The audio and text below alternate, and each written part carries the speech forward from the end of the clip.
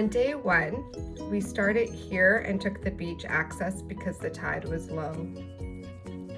We followed the only trail that you really could, and it was around kilometre 4 where we saw our first bears.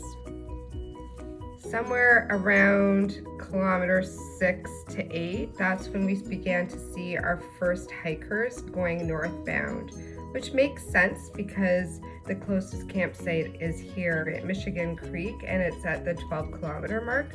So if we had both left around the same time, then that's probably where we would have met.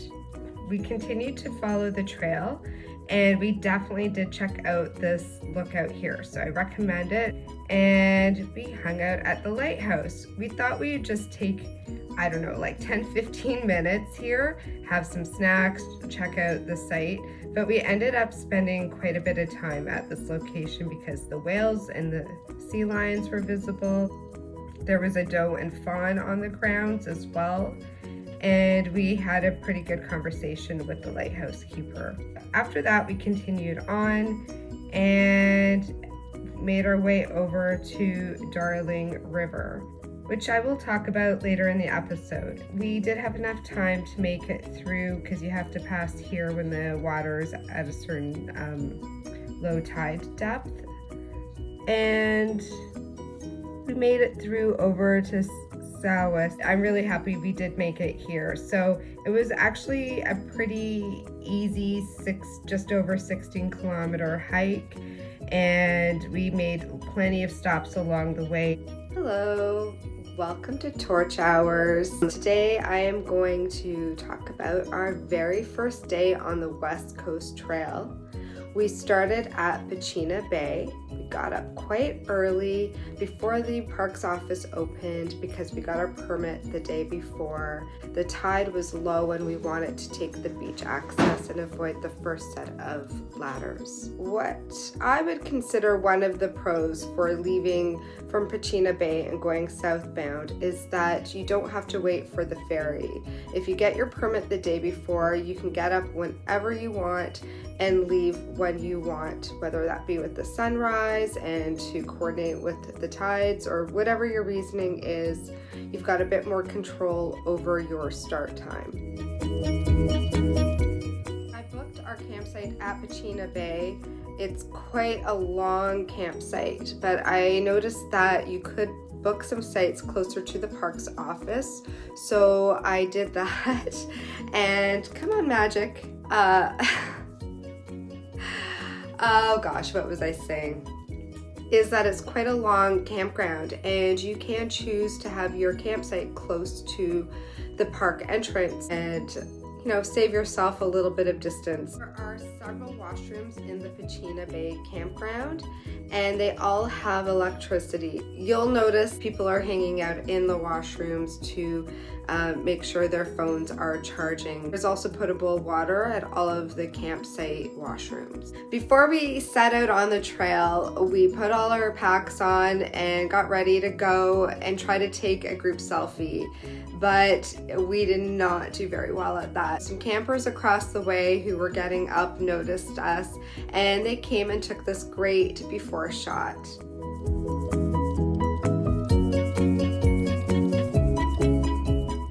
Surprise, surprise, we were the first ones on the trail that morning.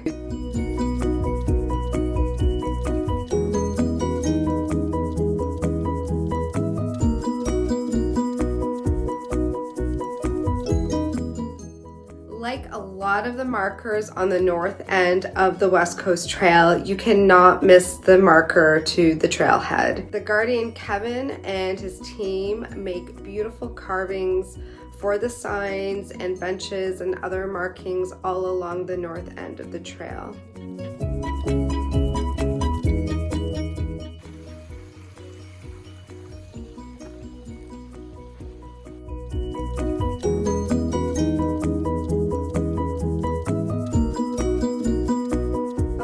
So the trail's really rough. I didn't take a ton of footage and I goofed up on a couple, like one of the first videos is entirely in slow-mo, but I wanted to use it anyways because it's still kind of fun to see.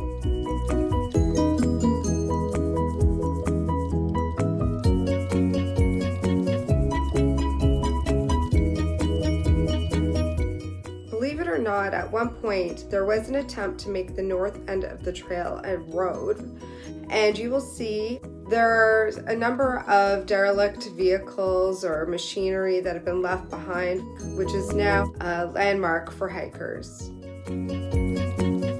We started to see spirit leaves pretty soon as we started the hike, and there's still a bit of a mystery to me. I can't figure out who's making them. Is it the guardians? Is it other hikers? Because there are so many. I can't believe that people have time to do these.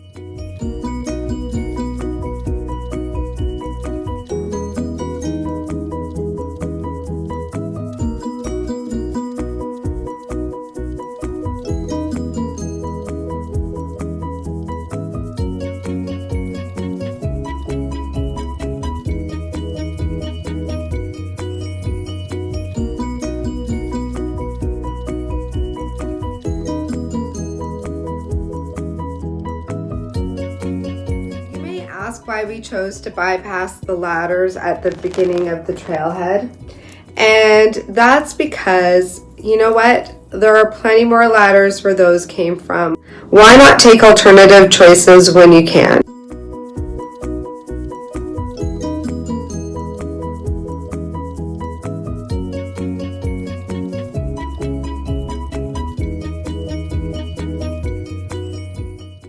Don't forget to keep your eye out for those banana slugs. It was around kilometer 4 when I looked up off the trail to see what was in front of me and saw, maybe 50 feet away from me, a mother bear and a baby bear. The mother bear was trying to encourage the baby bear, the cub, up a tree that was right on the trail. So I stopped. The rest of the group stopped, and we assessed our situation. We decided to blow our whistles and alert the bear of our presence. The mama bear got the baby bear down and eventually went off the trail and into the forest just a little bit, enough to feel like eventually we could pass, and she encouraged her cub up another tree. Meanwhile, she stood at the base of the tree on her back of her legs and watched us as we walked by.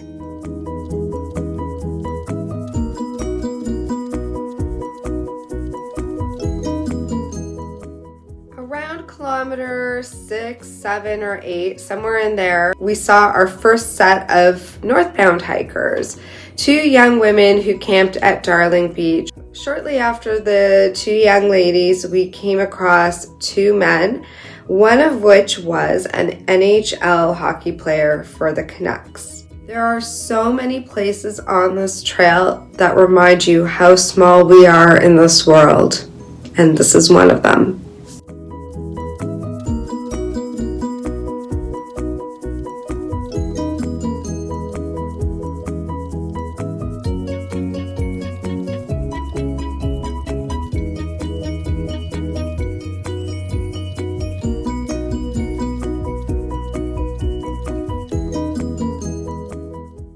Pachena Lighthouse is an amazing place to stop. I highly recommend, if you're going to do the trail, plan more than 15 minutes. We got there thinking we'll stop for 10-15 minutes, have some snacks, see what it's all about, and take off. But we got there, the lighthouse is interesting, there's some signs because it is a National Historic Site.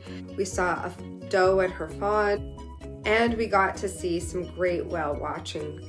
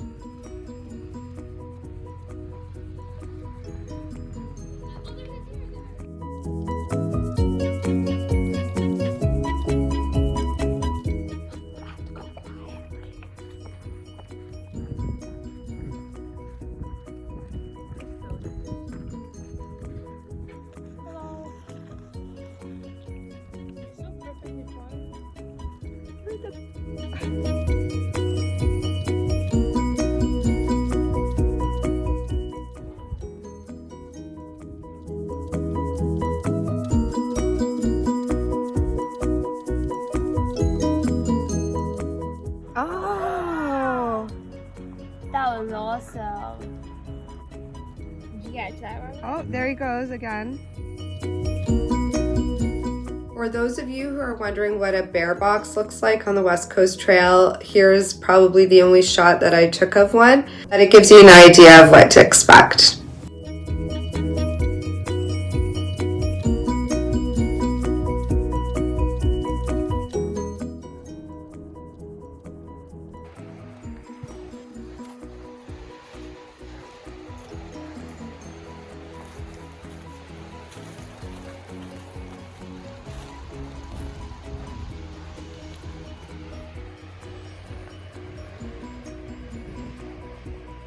That's Carmana, way in the distance, and that is Olympia.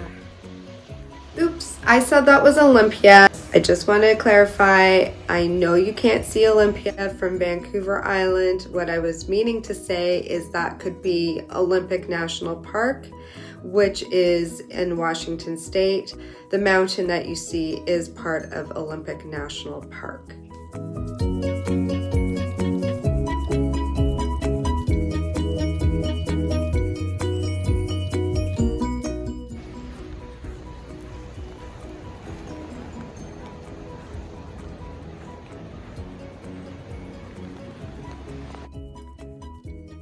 Wow, so more bears. We had just passed Michigan Creek when we spotted 3 more bears ahead of us, blocking our way to the next campsite and destination.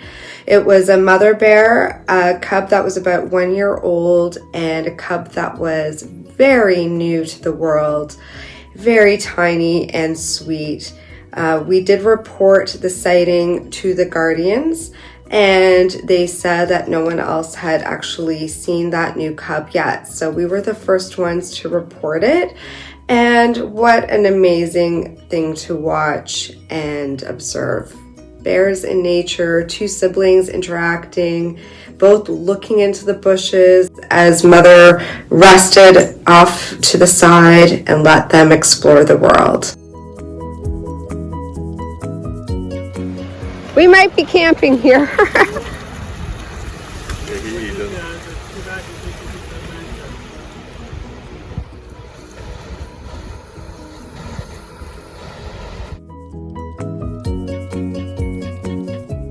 looking at us now, right? I don't know. Yeah. He just noticed us.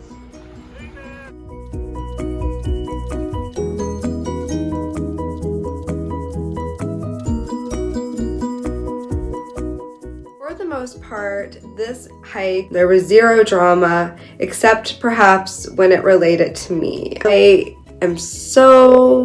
don't know, I feel so bad because I did something at this moment. Just as we were getting ready to go, we felt safe that the bears were inland, and I dropped my bear spray, and the safety had broken at some point, I guess when it fell, and the little handle hit the ground, some rocks, and did a little puff of bear spray.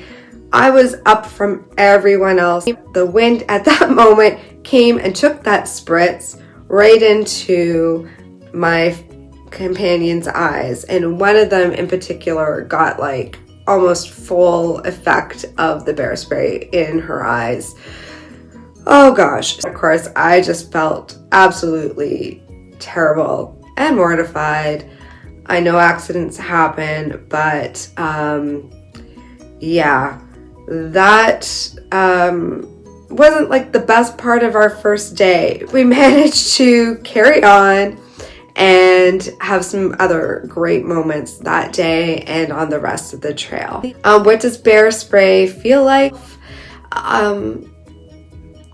It's like, I felt like I could taste it almost. I would maybe say it had like a citrusy, peppery, tangy, zesty flavor, if that makes any sense. We just washed our eyes out. The sensation disappeared. It didn't take too long. While we waited and observed the bears, we also could see in the ocean next to us the boiler of the remains of the steamer Michigan that shipwrecked in 1893. When we came across those two young ladies around the 7-kilometer mark, they recommended that we stop and take a swim at Darling Creek, which is also a campsite. Darling Creek is at the 14-kilometer mark. This is where we kind of thought if we didn't feel like carrying on, we would stop and rest there for the night. Darling Creek, you basically get there and walk a little away from the ocean and you will come across a gorgeous waterfall. We, in this case, also came across 4 nude swimmers. So, again, a very popular site. They didn't seem to care that we approached. We let them know before we got too close that we were coming. They got dressed. We went off into the bushes and got changed. They went north and we hung out, and then we carried on to Tsocowis.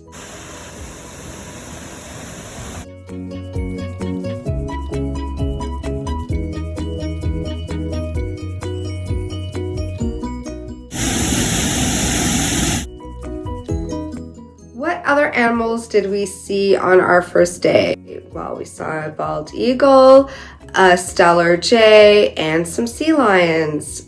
For the first day, a lot of hikers will choose between 3 campsites to stop at. There's the campsite at the 12-kilometer mark, which is at Michigan Creek, and it's a lovely, lovely site. They've got like hammocks people have made, there's buoys everywhere, it's very peaceful. Then there's Darling River campsite.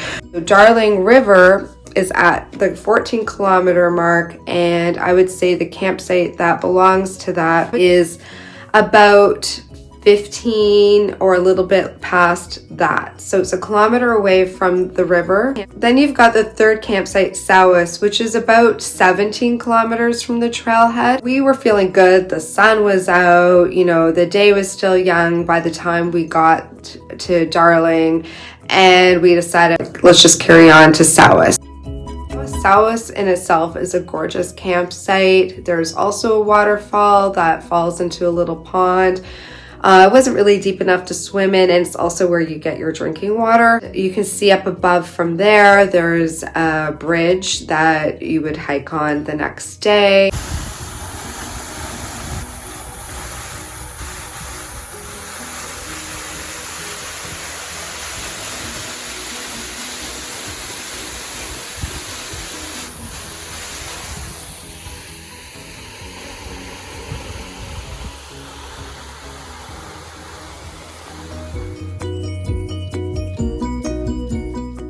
Whale watching.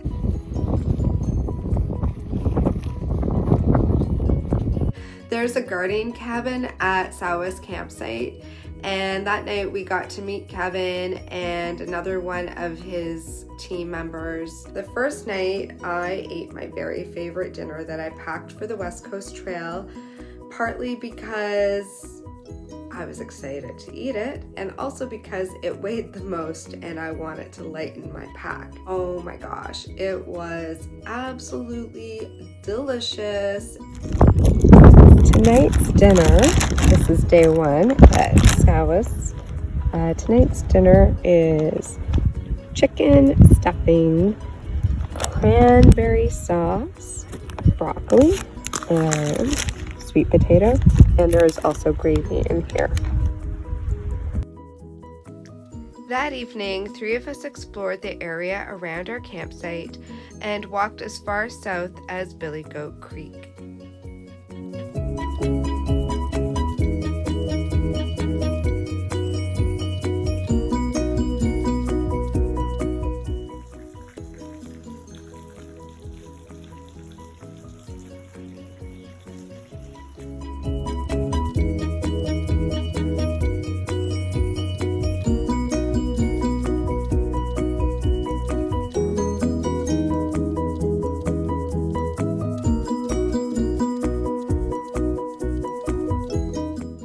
There was a campfire ban on our hike, but we sure got a show from the sky at night.